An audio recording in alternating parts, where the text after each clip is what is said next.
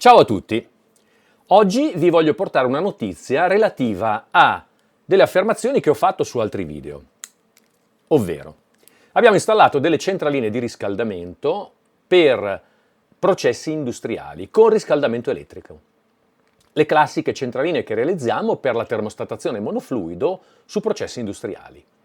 In questo caso il ciclo di riscaldamento serviva per portare in temperatura un determinato fluido all'interno di preparatori in un tempo molto ristretto.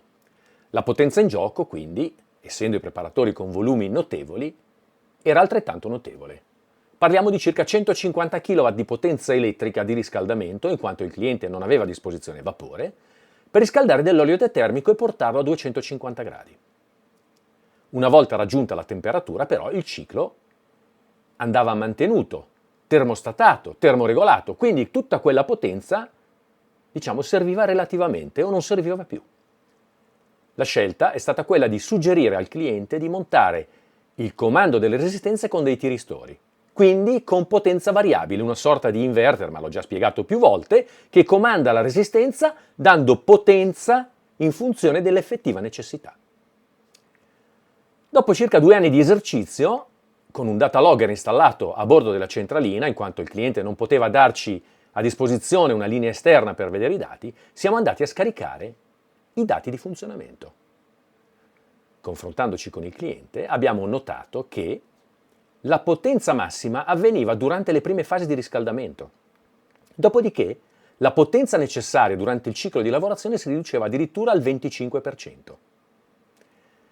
Qual è stata l'idea del cliente per i nuovi impianti che andremo ad installare nel prossimo anno?